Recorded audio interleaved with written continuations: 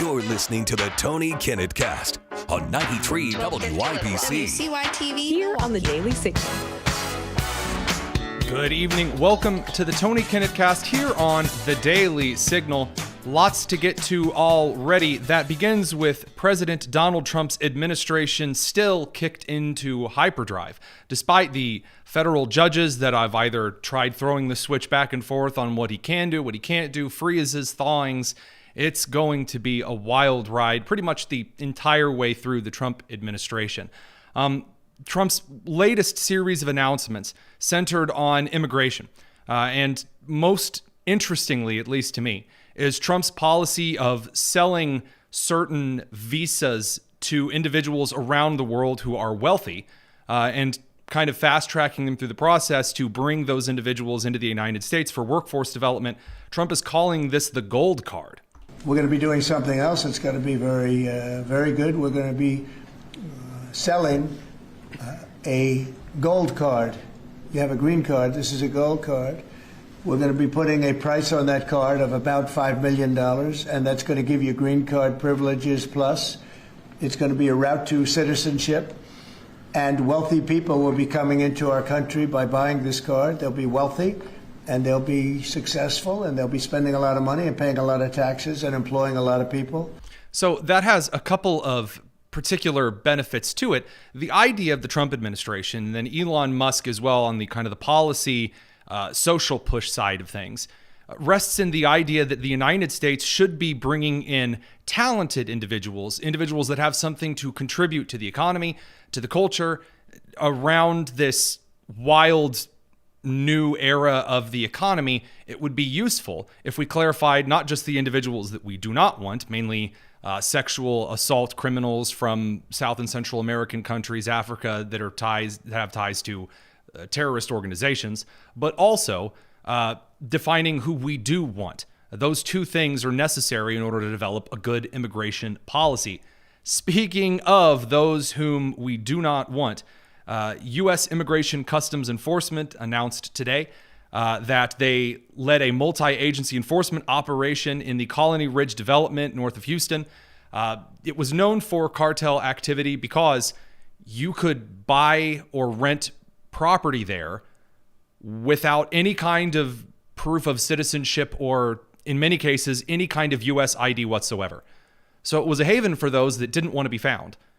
And after this operation, it resulted in 118 arrests. The charges and convictions of those arrested include criminal sexual conduct, homicide, theft, negligent manslaughter, child sexual abuse, crimes of moral turpitude, weapons, and drugs offenses. And the media lost their mind about this because it turns out some of the individuals in this raid and other raids who are, again, violent criminals with histories of things like child sex abuse were around minors.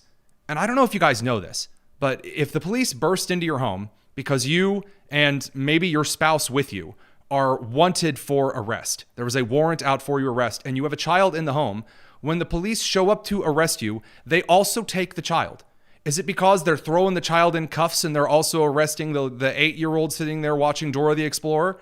No. It's because it's irresponsible to leave a child alone in a home or apartment.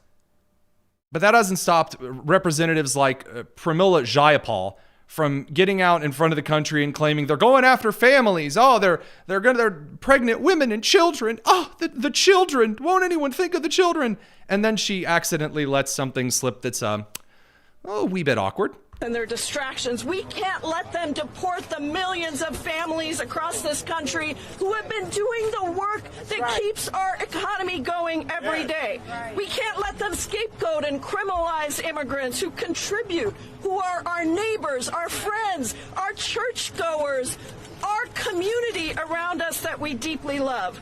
Immigrants are us. Yes. Immigrants are us, and we all deserve respect and dignity. That's right. If you look at the food that's on your table, think about who picked it. Yep, said the quiet part out loud there. Again, to the left, illegal immigrants are just a bunch of crop pickers to be exploited. So the reason the left always brings up landscaping work or crop picking work, or they clean our hotels and our office buildings, as members of the left have said, for example, like Elizabeth Warren, there's a little bit of a caveat to this. Individuals in the United States illegally, as in this violates federal law, hire illegal immigrants because they can't exactly go report the employer to the police over this. They will hire individuals below the federal minimum wage. And so will exploit the illegal immigrants as well as exploit American workers. Say, well, Americans don't want to do that work. Okay, we can have that conversation as long as you are not standing on the backs of those who are being exploited illegally. Now, my solution to this is take the individuals, and I mean the CEOs and the CFOs, who run organizations that are participating in these illegal hiring practices and throw them in prison. I don't mean a fine, I mean throw them in prison. Holding the foreman of the local work site responsible for something he was ordered to do is not going to be as effective as holding the individuals in the corporate echelons of that company accountable for said things. But again, it's not children and families and churchgoers that Pramila Jayapal is actually referencing, who she's actually defending. She's defending, again, the individuals that have been convicted of, again, homicide, sexual misconduct, sexual abuse of minors, those kinds of things. So that brings us over to more international controversy, because the Trump administration appears to be getting close to a Ukraine minerals deal post a Russo-Ukraine peace deal. And this is a problem for those in the center, the establishment right, and those on the left. It's a problem for them because I was told, and you were told, that Donald Trump is a big, stupid, meanie fascist. He's either incredibly evil, super manipulative, evil genius, or he's like a dumb caricature of Bobo the Clown. And that he was going to ruin the world, and it was going to be terrible, and that was going to make the Russia-Ukraine war worse, and he was abandoning Ukraine. And Trump said, no, but the United States has given a lot of money to Ukraine, and we want compensation for that, and an anchor beyond just a simple foreign policy statement in the region in the future. Because Russia doesn't want NATO just to put military bases along that region just because they're there and they view Russia as an enemy. Putin can't say jack about economic development in a region. He can't. There's not much he can do with that. And so Trump went out and Trump said some bombastic things that people didn't like. By the way, a few things that were objectively untrue, but he went out and he said them and threw the whole world into a tizzy. And now the United States is on the cusp of a minerals deal with Ukraine that would give the United States a stake in the country, protecting it from future Russian invasion for the foreseeable future. And by the way, who's saying that we would have a stake to defend Ukraine from future military incursion? That would be the President of the United States, Donald Trump. And this mineral deal, what does Ukraine get in return, Mr. President? $350 billion and lots of equipment and military equipment and the right to fight on and originally the right to fight. Look, I want to point that out. He's talking about in the future. He's not talking about the military equipment that we've already given them. He's talking about in the future. Again, if the United States has a mineral stake in Ukraine, specifically uranium, then the United States has an interest in defending that economic pinpoint, which, by the way, is a core function that is in favor of Americans. It is. The United States being able to procure energy sources like uranium is, in fact, an American first policy. Because I don't know if you know this, but there's not exactly fields of uranium all around the continental United States. It's also in the United States' interest that other people in the world do not get access to uranium. So it seems that we're in that part of the Trump cycle again. What do I mean by the Trump cycle? I mean, Trump wants something from a foreign leader. Anything at all. He gets out there and he says some crazy bombastic stuff that's unorthodox, stuff that's hyperbolic. And then the left and the entire world loses their mind. How could he do this? Oh my gosh, it's so terrible and it's going to ruin everything. Oh, I can't believe, blah, blah, blah, blah, blah. And then after a couple of days, the leader caves and Trump gets concessions. Now, those who criticize him will say, well, Trump didn't actually say what he wanted, so how do we know if it was a success? Yeah, that's called foreign policy. That's called diplomacy. If you go out at the beginning of every diplomatic conversation and you say, this is what I want, and it is the minimum of what I will accept, the other party knows how to completely screw over your negotiations process. My great example for this, try negotiating with a toddler by telling them exactly what you want them to do initially and see how that works without you having to bring the hand of divine justice upon them.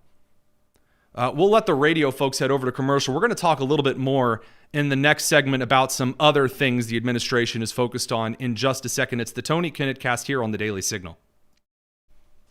Okay, moving on from international stuff, I will point out that the United States voted along with Russia and several other nations against a condemnation of Russia in a UN resolution.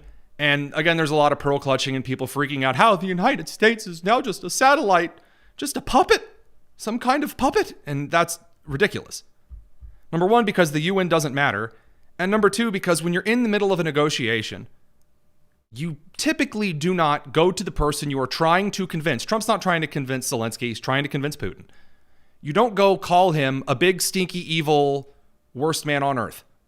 You don't. By the way, even though Putin is, in fact, an evil dictator, you don't, in the middle of negotiations of brokering the end of a war, try the brilliant, amazing strategy of, I'm going to call him Satan. Now, the left tries this all the time. How often does that work for them? Anyone? Oh, it doesn't work. It's never worked once. Okay, so it looks like so far, my suggestion of just hanging on a McSecond before we all, throw every single strategy that, again, scoreboard has worked so far in the dustbin, let's just hang on. Just wait a moment here. That doesn't mean that things are stopping, because that takes us over to the Department of Government Efficiency. This eternal back and forth with the judges is getting intense. Biden Judge Amir Hatim Ali rules Trump has to again release funding to foreign aid and USAID projects like non-government organizations. Again, there's not actually anything in the congressional funding bills that state the United States USAID has to give that money to NGOs. It's not stated anywhere in the previous budget reconciliations. So they're going to have to figure out something else. Again, you see Judge Lauren Ali Khan, also a Biden appointee, did the same thing today, trying to say that, Trump can't freeze billions in federal aid. Well, depending on the kind of aid and who it's to, yes, he can. Judges can't just magically say, I declare this unconstitutional, and freeze whatever they want. That's not how the judicial is supposed to work. SCOTUS can do that. But federal judges, just writ at large, don't have that ability. And this is a problem because the Supreme Court of the United States has really gotten by in the last century with abdicating a lot of its judicial authority to federal courts in the same way that Congress abdicated its lawmaking authority to federal agencies. It's going to be a problem. We're not done with DOGE this evening because there are some brand new poll data out that I think we're one of the first to break. And then we've got to talk about Pam Bondi and the Jeffrey Epstein list, the Sean Diddy Combs list, the JFK files. A lot of people are shaking their fist at the moment, asking, well, hey, you said the Epstein list was going to be released. Where is it? Hey, you said that you were going to release the Sean Diddy Combs list and the JFK files. Where are they? And the AG's office has spoken to this, perhaps not as quickly as a lot of people wanted, but there are updates on that, and we're going to bring that over to you. Up next, we are going to discuss something that I am really looking forward to hitting, and this would be our latest investigation on universities which violate federal law to protect political interest groups. This has been a problem for a very long time, but Berkeley may be one of the most egregious cases of this that we have seen yet. That's coming in just a minute. Don't go anywhere. It's the Tony Kinnett Cast here on the Daily Signal.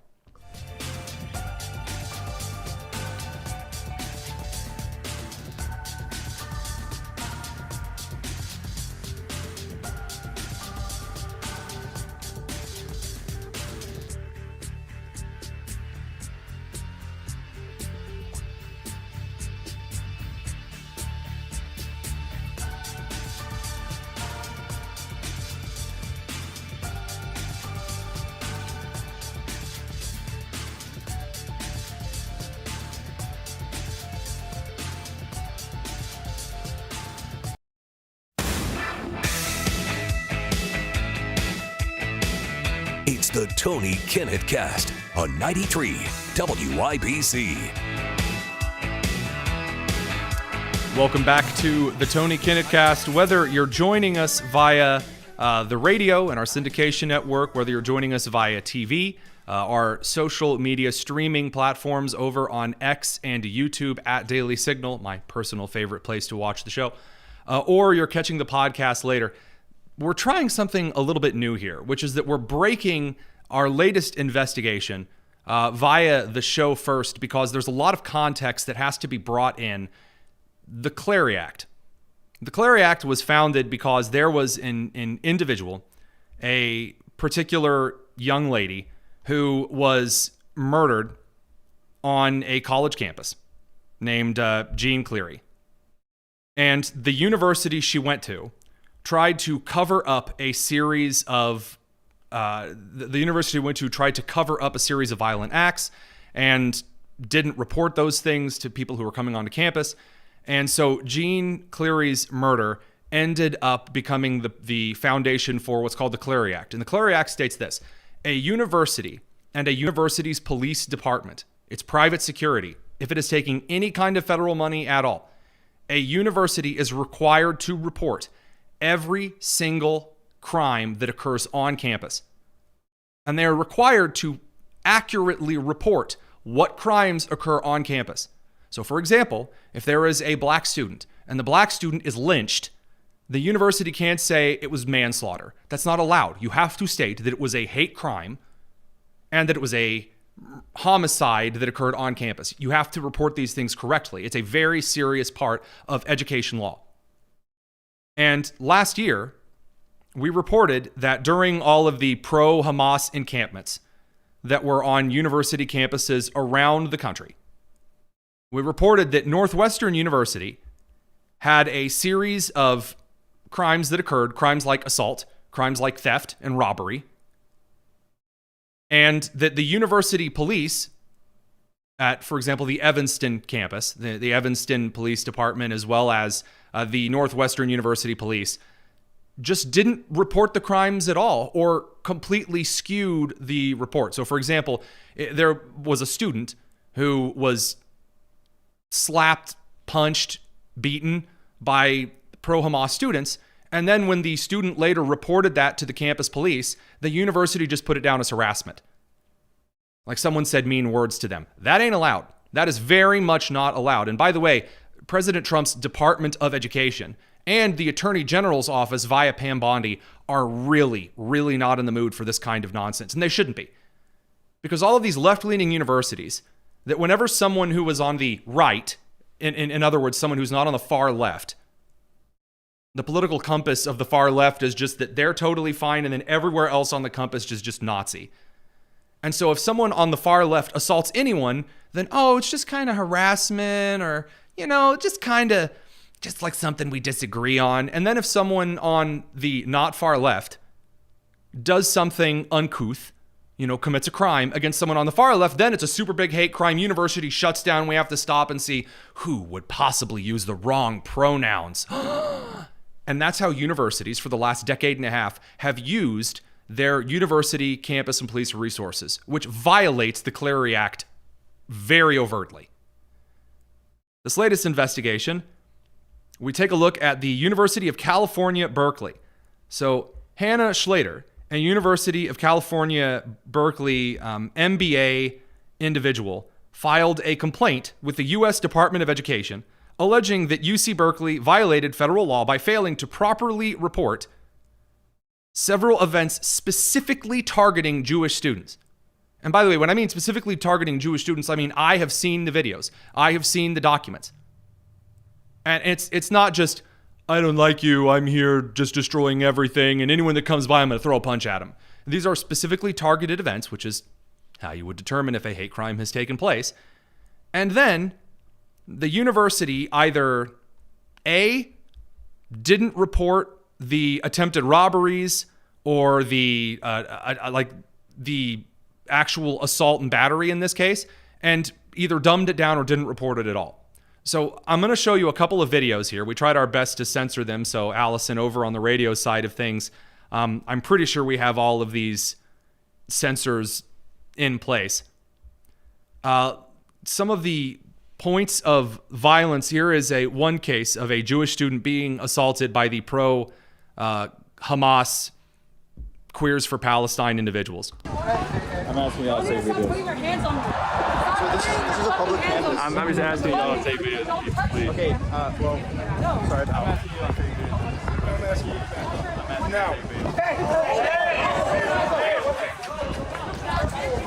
Hey, back up. Come here. What are you doing?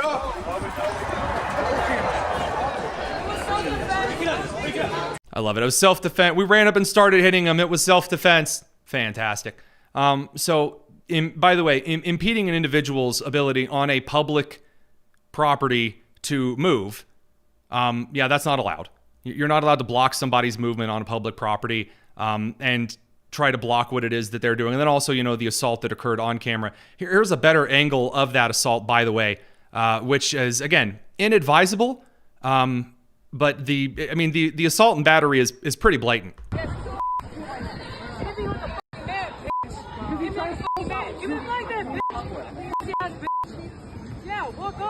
Yeah, charming young lady, or it, or whatever the individual's pronouns are preferred to be. So, again, we are in agreement that is yet another case of assault. Well, here's another, because, we're just stacking them up left, right, and center. So trying to... Yeah, so notice the young lady here. I want to play that again. So the young lady tries to rip the Jewish student's backpack from them. And because, again, must I tell you yet again, boys and girls are not the same athletically. She doesn't succeed, but she was also recorded doing this. So then, like any attempted robber that fails, they get really pouty about it. So let's watch the attempted robbery and assault and battery yet again. So she's trying to take the Israeli flag as well. Can't. Now she's mad. Yeah, I'm going to walk away all angry. So those are several cases where there are genuine crimes which took place. Now, there were also certain threats and things on Jewish students' apartments. There is one particular disturbing message. It says, bleep, F Jews, free Palestine, from the river to the sea. I thought that from the river to the sea was just a statement of solidarity. Nope. Yet again, nope. And so in this case, we have, again, such lovely information, again, that was reported to the campus police. How did the campus police respond? This may be, I don't necessarily want to call it irony. Let's see if we can actually get this up on, a little bit larger here. So this is from campus officer Sabrina Reich. I kid you not. Her name is Sabrina, R-E-I-C-H. Sabrina Reich. Hi, Hannah. Thanks for reaching out to follow up. I understand these are cases of significant concern, and I appreciate your patience as we provide an update. Each case was thoroughly investigated. Each case was thoroughly investigated. And what did they find? Well, they found that, oh man, it looks as though, after a thorough review, none of these incidents met the legal criteria to be classified as hate crimes. So the actual harassment that literally starts off with F the Jews. And then the girl that literally tried to rip the Israeli flag from someone else, that's not a hate crime. Even though in California state law and according to U.S. federal law, regarding like the Department of Education, that is legitimately, unequivocally, objectively a hate crime. Again, if we're going to play by hate crime rules, then they have to apply to all groups. That's a violation of the Clery Act. Berkeley, University of California, Berkeley, according to the email of Sabrina Reich, is violating the Clery Act, which means that the university could and should lose all of its federal funding. Radio crew will catch you in just a second. This is the Tony Kinnett cast here on the Daily Signal. Now, what does this mean going forward? I'm going to let you in on a little bit of a secret. I don't know if you've noticed this so far, but as far as Attorney General Pam Bondi and the rest of Trump's administration are concerned, the days of the gravy train where we all pretend that there are aspects of American life that are apolitical, those days are over. And thank God. There's this really stupid thing that I hear whenever I go to state capitals and I testify on usually education-related bills, whenever I'm going on news programs and I'm listening to my counterpart who's either an establishment Republican or a Democrat strategist or whomever, and they start going off about various things, they will often suggest that there are aspects of American life that should not be touched right now because they are apolitical and they are liars. We talk about this right now. There's a bill in Indiana where I live that would make school board elections partisan, meaning that an individual running for school board would have the opportunity to register as a Republican, as a Democrat, as an independent, as something else. And the Democrats are all up in arms about this because, we have straight ticket voting here. And if I see an R next to your name, then Republicans are probably going to vote for Republicans. And that screws over like 90% of leftist school board candidates. The other reason that they are upset, and they get out and they throw questions and they're all angry and they're grumpy, and they say, well, we really shouldn't make school boards political. And people will say the same about university. The Department of Education really shouldn't intervene here. After all, these things should be apolitical. They should be apolitical. Sure, if you want to suggest that because education is a common good and therefore it shouldn't be an aggressively political thing, that's a bad argument, but it's an argument. It would only be an argument, though, if we had a common value system still between us here in the United States. As we're going to talk about with DOGE here in a little bit, the United States is continuing to grow extremely polarized. As we're going to see later in a clip with Scott Jennings on CNN, there's a lady who will not recognize objective realities. Same with Rachel Maddow crying over Joy Reid on MSNBC. And because there is this deep polarization, everything is political. Why is everything political? Two reasons. Number one, because culture is affected by the politics, which is a direct exemplification of your value structure. The laws with which a nation lives by, prosecutes and convicts, and upholds and taxes is inherently based on the cultural values shared by that common core of people. And if people don't share the same common core values and there's disagreement on every fundamental aspect, including, but not limited to, every policy voted on by every elected group. And guess what? If you are elected to a position, you're inherently political. It's just the way it is. You may not like it. I may not like it either, but we're already here. We're already here. We're already in a place where everything from city council elections to school board elections to university policy is political. And by the way, you could make the case that it's political for, a number of reasons, regarding to that the policies that are brought forward are financial or communicative or about rights-based and all this other stuff. We could be there. But in essence, the key core to remember is that there is only one side right now in the country who is pretending that things are not political until individuals on the right bring something up, and then the full force of the law is traditionally brought against them. We're going to be back in a second to talk about how Europe is trying to screw over Americans in just a second. It's the Tony Kinnett Cast here on the Daily Signal.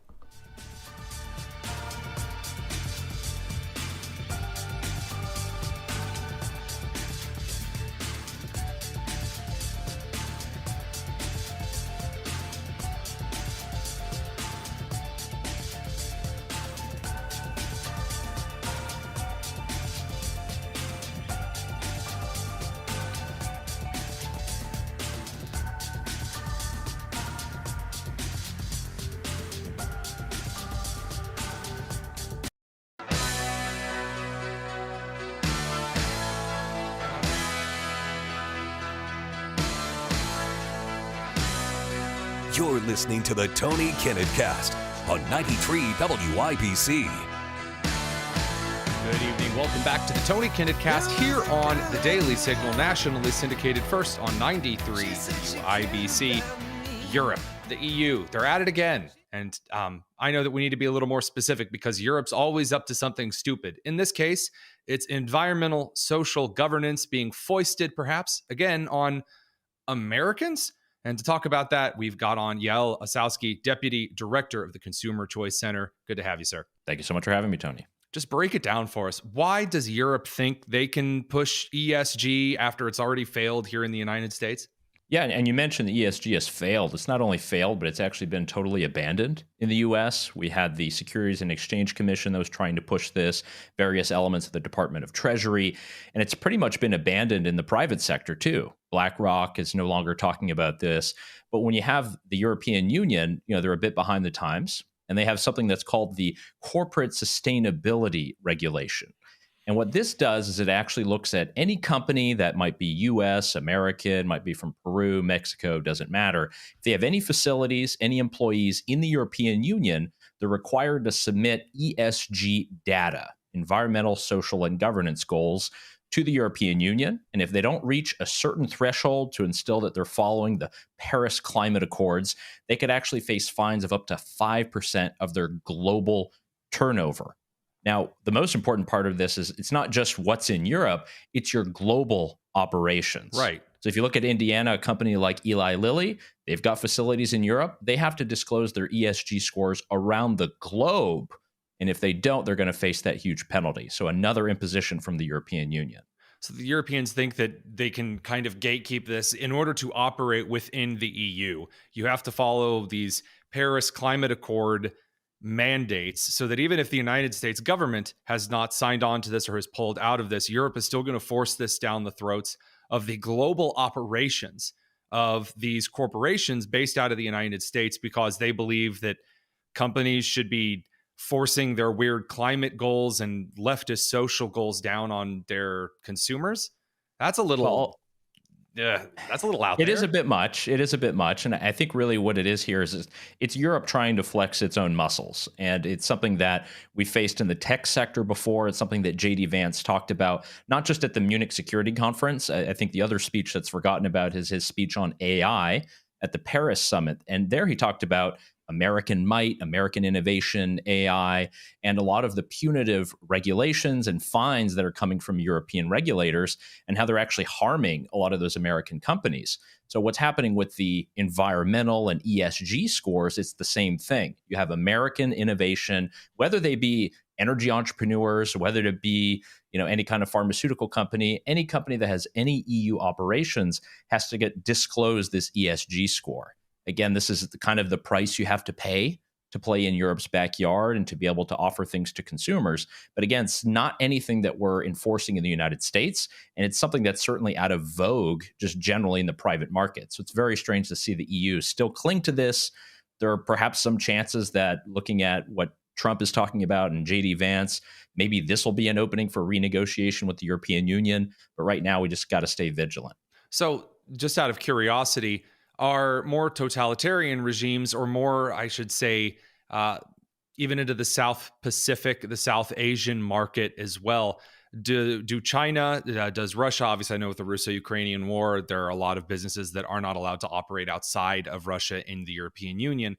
But I mean, there are a lot of Chinese firms. There are a lot of Indian firms from the South Asian market that are operating internationally. Do they have to follow the same rules, or is this just something slapped against the U.S.? I mean, whether it applies globally, I mean, it is going to actually penalize some of those Chinese companies, but they just really don't have as much of a presence. So if you actually look at scale, if you look at the amount of companies, if you look at the size of the companies impacted, it will mostly be many of these U.S. firms that have European operations. And again, they're offering these things to European consumers. They're hiring European workers.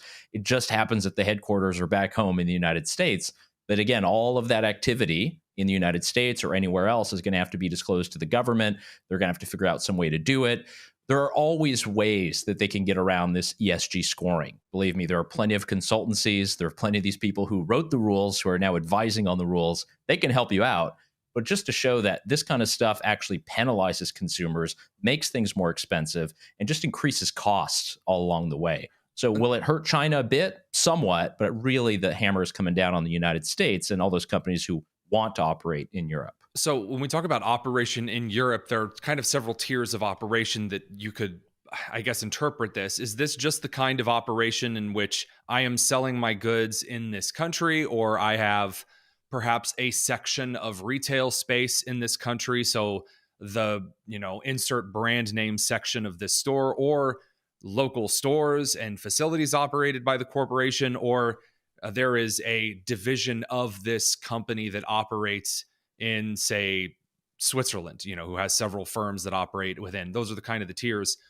Whom does this apply to and whom does it not? Because my China question was obviously Huawei, their phone manufacturers, they sell a lot of phones to Europe. Is that going to penalize consumers there? I guess I'm just looking for a little more clarity on how this gets meted out by the EU.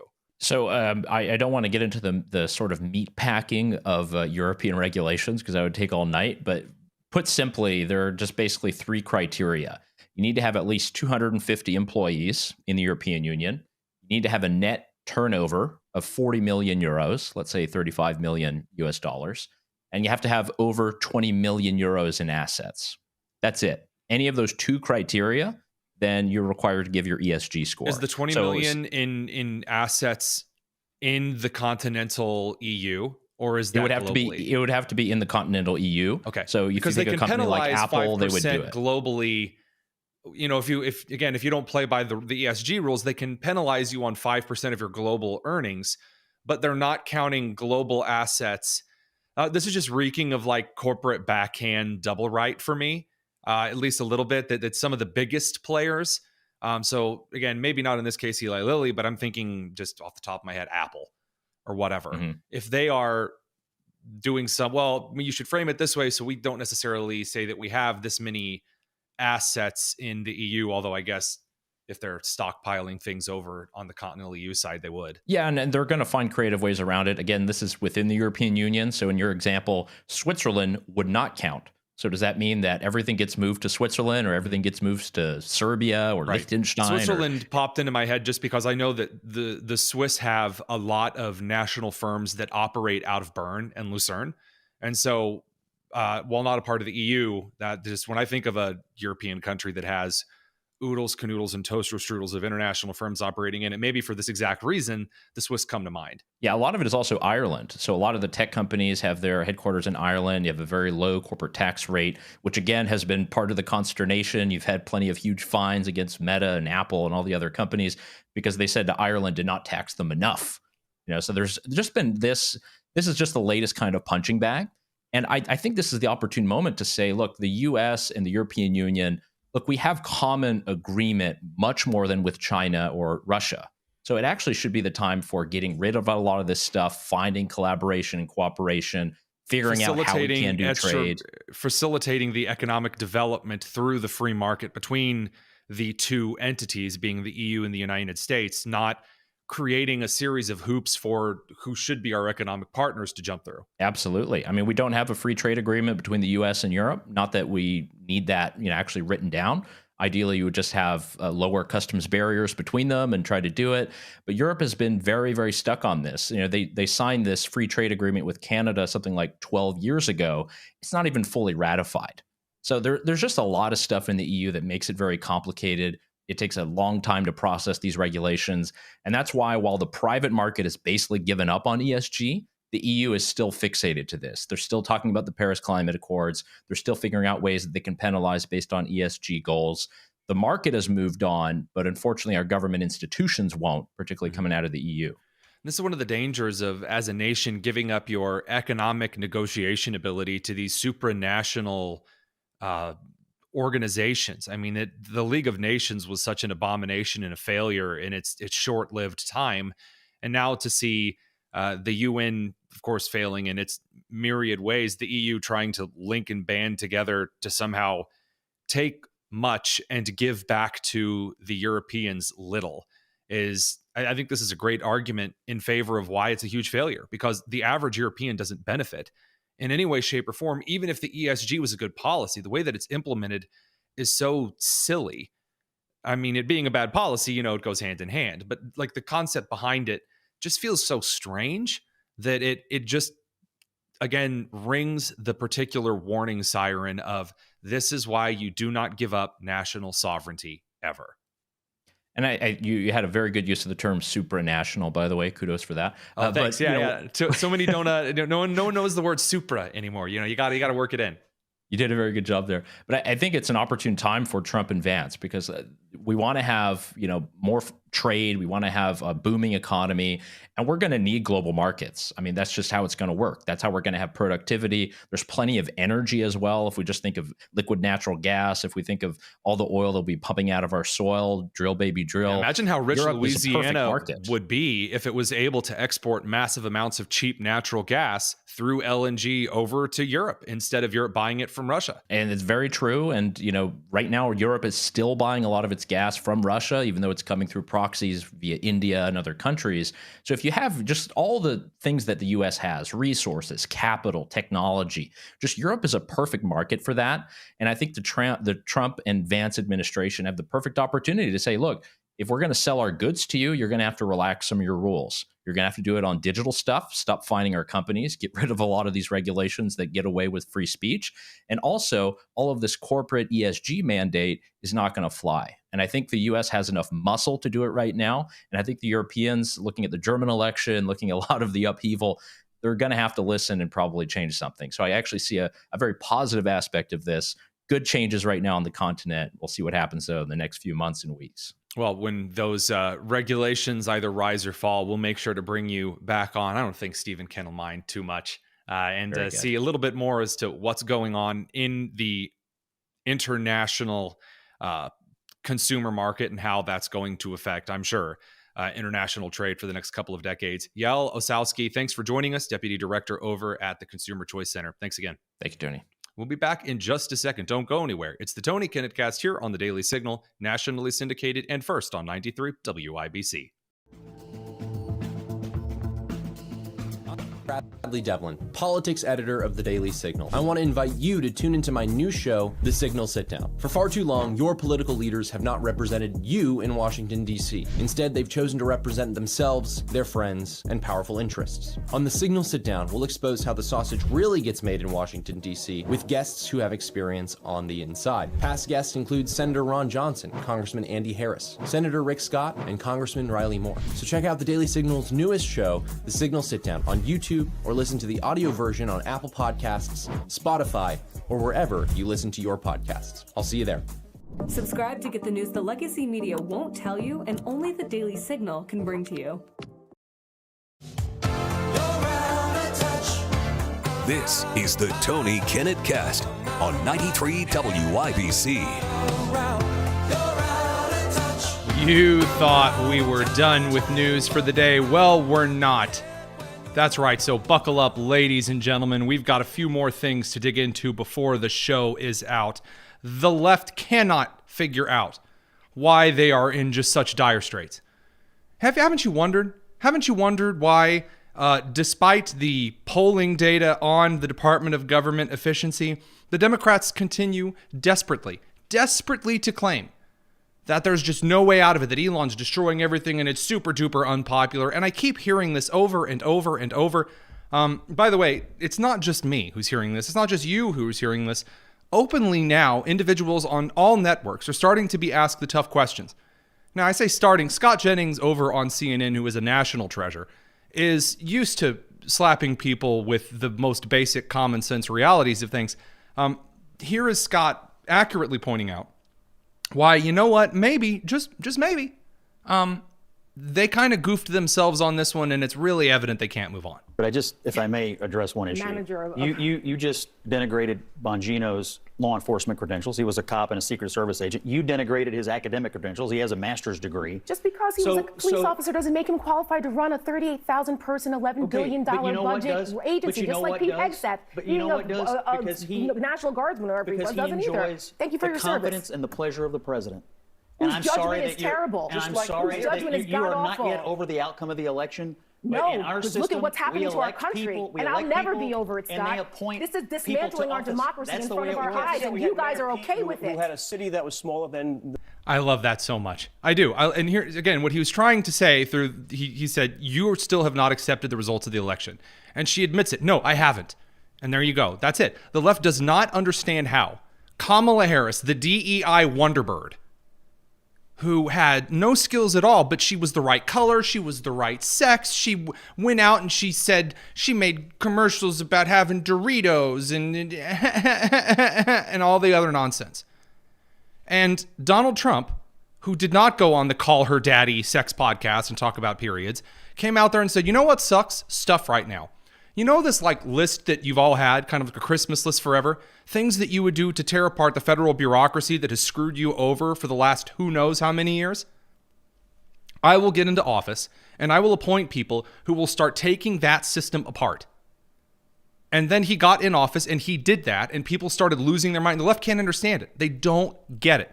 And by the way, despite all of the claims made by the left that DOGE is deeply unpopular with the American people, the Department of Government Efficiency headed by Elon Musk, well, that's not the case. And 2 new polls show this in quite clear fervor. So first of all, Rasmussen via Napolitan, asking over 1,000 individuals, has the Department of Government Efficiency gone too far, not far enough, just right, or are you unsure? While 39% of the respondees said too far, 27% said not far enough, 20% said just right, and then 13% said not sure. So 47 to 39 in favor of the Department of Government Efficiency. Now, here's where things get a little interesting there. That is a net gain of 8 points in favor of just about right and too far since February, or early February, excuse me, I should say about 10 days ago. So what am I saying? The country is becoming more deeply divided on DOGE, but still the majority of people in this country, in fact, more people in the majority of this country, agree that what the Department of Government Efficiency and Trump's administration is doing is kind of a good thing. 62% say that it's likely that the Department of Government Efficiency and President Trump will significantly reduce federal government spending over the next year. And by the way, Trump and Musk's plan of splitting the money that the Department of Government Efficiency has found that was subject to waste, fraud, and abuse, the money it's recovered, 59% of Americans are in favor of the plan that says 20% of those savings would go to Americans, that $5,000 check you've heard about, and then the other 80% would go towards paying down the deficit in the national debt.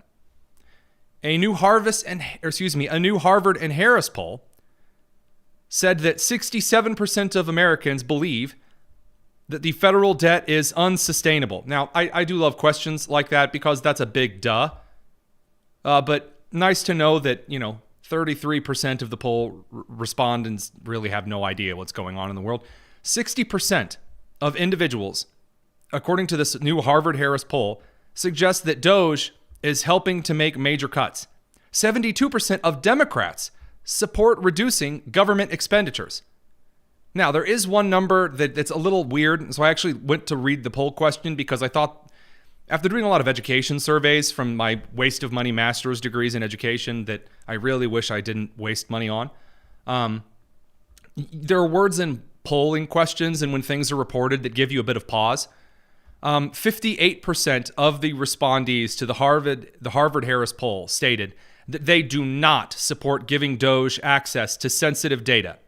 So I went back and looked at how the poll framed the question. They didn't actually say what sensitive data was. So to the average American who's not plugged into politics 24/7, sensitive data could mean like nuclear codes. Sensitive data could mean like digging through your private medical information. It could mean any number of things to the average individual. And so I'm going to cry foul on that one particular question because if you just say sensitive data, what does that mean? Can you articulate what sensitive data means right now here in the here and now? Now, I'm sure some of you probably could because sensitive data in this case would just mean, oh, there are a lot of people's real names and emails on this list. Yeah, it's the government. Kind of how it works. And by the way, I should point out, just for those who are continually losing it, and by the way, when I say those who are continually losing it, I mean, An even bigger programming change is at 7 p.m. 7 p.m. Eastern, where Joy Reid's show, The Readout, ended tonight. And Joy is not taking a different job in the network. She is leaving the network altogether. And that is very, very, very hard to take. I am 51 years old. I have been gainfully employed since I was 12. What a shame. And I have had so many different kinds of jobs, you wouldn't believe me if I told you. I bet I would. But in all of the jobs I have had, in all of the years I have been alive, there is no colleague for whom I have had more affection and more respect than Joy Reid. Imagine saying someone who like repeatedly calls all people, one of whom you are a category of, a desperate evil to this earth. That's like the one you have the most admiration for. That's one large yikes for me and a plate of yikes for the table. I love everything about her. I have learned so much from her. I have so much more to learn from her. I do not want to lose her as a colleague here at MSNBC. And personally, I think it is a bad mistake to let her walk out the door. Okay. It is not my call, and I understand that, but that's what I think. I will tell you, it is also unnerving to You can always tell when you get on your tinfoil hats, boys, girls, and squirrels. Here she goes. See that on a network where we've got two non-white hosts in primetime. Both of our non-white hosts in primetime are losing their shows, as is Katie Fang on the weekend. And that feels worse than bad, no matter who replaces them. Oh, but who's replacing them? Oh, that's right. 2 black people and a Hispanic person. So there are more people of color, whatever term you want to use for it, who are working for MSNBC. They're lost. They got no idea where they're going. They got no idea where they've been, and it is only going to get worse for them. All right. With that all said, we're going to be back tomorrow for a slightly shorter radio show, so we'll do a little something special on the live stream.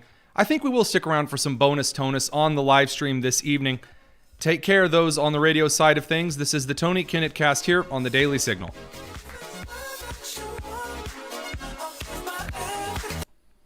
All right, let's head over to a little bit of a bonus tonus because wouldn't you know it, there's just a little bit more I had to get to that I wasn't able to enjoy because the radio clock and the FCC and those money bag pinchers that say we need commercial breaks every so often. It's ridiculous. I know, you know, it's just an injustice. I might go set up an encampment on a university quad, steal some flags, maybe do some assault and battery, as long as the university, violates the Clery Act for me. Let's talk a little bit about Pam Bondi's to-do list here. So Pam Bondi, the Attorney General of the United States, and who was a very good, very effective Attorney General of Florida, she's got a few things on her plate. Things that people like the new head of the FBI, Kash Patel, said consistently, he was going to release the Jeffrey Epstein client list, associates list on day one.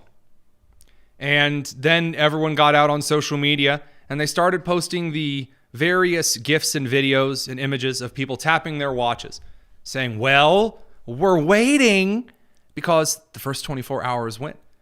And then like the first business day came and went and no list released. So therefore, that means they're not going to release it at all, are they? Well, actually, Attorney General Pam Bondi did release a statement that said, we have teams that are working right now on releasing this information, not just the Epstein client list, but also the Sean Diddy Combs list and all of his baby oil distributors, I'm sure. And not to mention that, but also you have the John F. Kennedy assassination files. There are individuals, there are teams that are working on getting that information released. Now, there are a lot of rumors that are circulating, like supposedly a whistleblower made the case that the FBI was trying to delete all of this evidence about Jeffrey Epstein before the Trump administration took over. I'm going to put a little bit of a pause on that one because the evidence I have so far seen on that, I do not know if I find independently credible. Now, could it be credible and true? Yeah, I really don't see why not, but I need a little bit more. I need just a little bit more to show the proof here.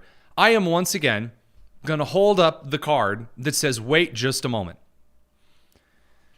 It's very easy to get out there and say, on day one, I'm going to do this writ at large. And as much as I wish that the government documents were organized in a way that was completely and wholly transparent and are just sitting in a big, massive box, like to be released, as though there's like different rooms at the DOJ, and then you come across the Epstein room, and the Epstein room's got, like, hey, this is, XYZ on it. This is the Epstein room.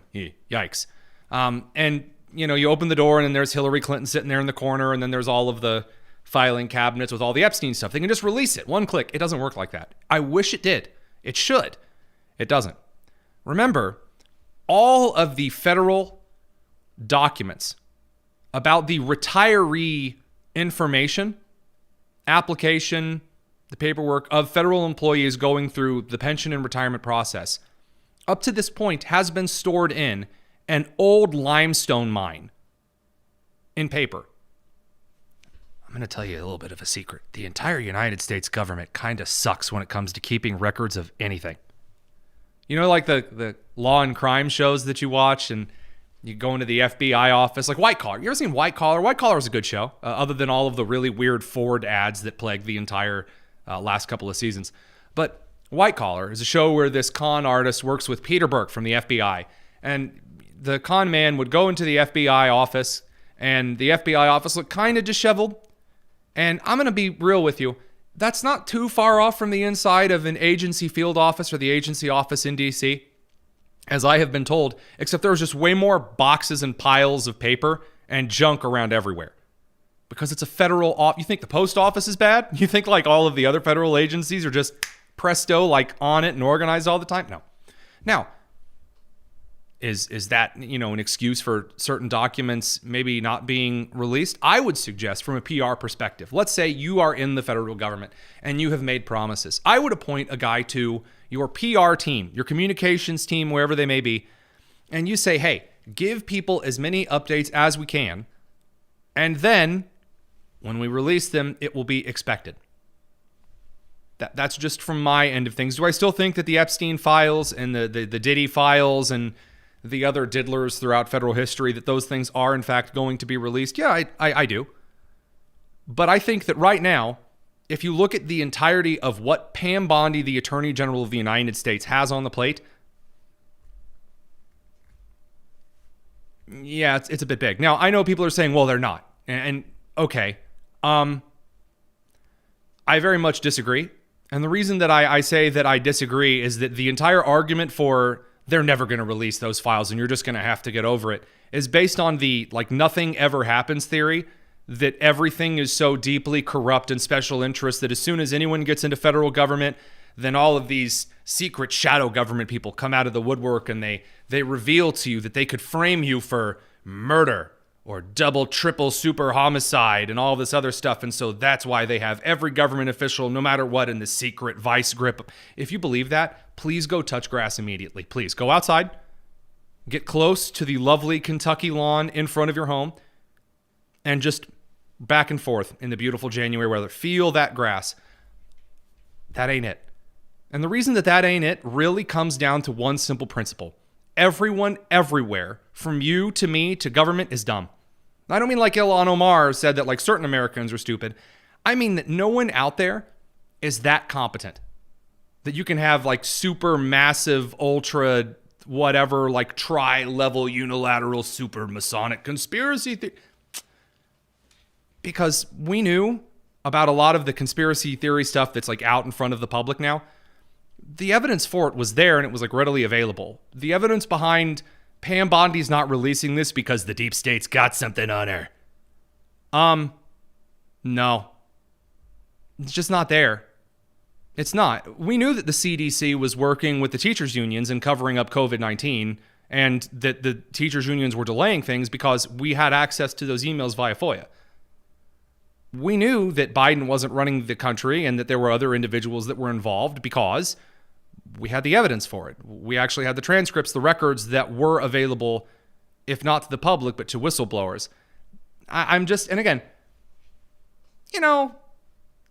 could perhaps just out there the files be not currently in front of the American public because you probably should go through the files before you release them? Let me ask you a quick question here. Let's level just for a moment here, and then I promise I'll be done. Remember when Elon Musk and the Trump administration, DOGE, right, the executive office, remember a couple of days ago when they fired more federal employees? Good. And some of the employees they fired were firefighters or like some kind of nuclear protocol tertiary third assistant to someone who knows how to shut off this reactor. And the media lost their ever-loving minds because they made the case that the Trump administration had no idea what they were doing and they were just throwing hammers.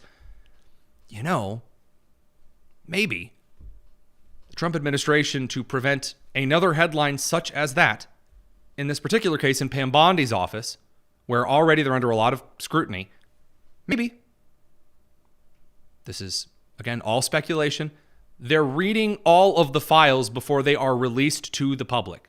That sounds like a pretty good idea. Now, do I want the files out yesterday? Absolutely. I don't care who's on it. Republican, Democrat, the King of Spain. Doesn't bother me.